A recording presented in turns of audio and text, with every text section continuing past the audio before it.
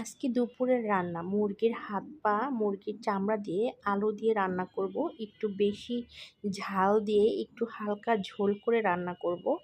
একদমই মাখা মাখা হবে না, একটু ঝোল থাকবে আর কি। এটা আমার খুব বেশি পছন্দ।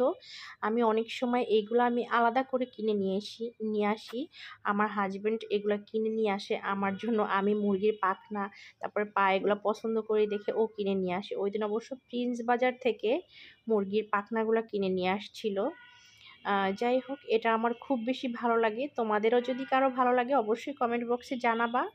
আর রান্না করব এখানে মূলার তরকারি রান্না করব ইলিশ মাছ দিয়ে। আর এখানে লাউ শাক ভর্তা, আমি লাউ শাকটাকে ভেজে রেখে দিয়েছি ভর্তা করার জন্য। এখানে আছে মসুর ডাল ভুনা, এটা ভুনা করেছি। আর এই যে ইলিশ মাছটা ভেজে রেখেছি, এটা দিয়েই হলো মূলত আমি কি বলে মূলা দিয়ে রান্না করব। কারণ মূলা দিয়ে কেন যেন আজকে খেতে ইচ্ছে করছে। অনেক সময় ভুনা করি, অন্য সব তরকারি দিয়ে রান্না করা হয়, মূলা দিয়ে আসলে খুব একটা খাওয়া হয় না।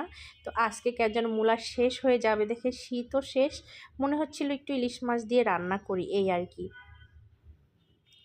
তো এই যে আমার ভাজা মাছগুলো তরকারির ভিতরে দিয়ে দিচ্ছি। কিন্তু এটা কিন্তু খেতে বেশ হয়েছিল, বেশ মজার হয়েছিল। আমার সবগুলো রান্না হয়ে গেছে, আর এগুলো ছিল রান্নার ফাইনাল লুক। আর আজকে বলেছিলাম একটা দুঃখের কথা শেয়ার করব, সেটা হলো এত কষ্ট করে ভিডিওগুলো এডিট করি, ভিডিওগুলো তৈরি করি, কিন্তু কোথাও থেকে কোনো ভিউ বাড়তেছে না। তারপর কি বলবো, কোনো ভিডিও ভাইরাল হচ্ছে না।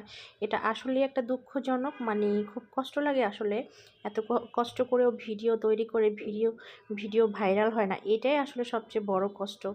যাই হোক, সবাই দোয়া করবেন, ধৈর্যের ফল আল্লাহ অবশ্যই দিবে। তো এভাবে করেই করতে থাকি। ধন্যবাদ।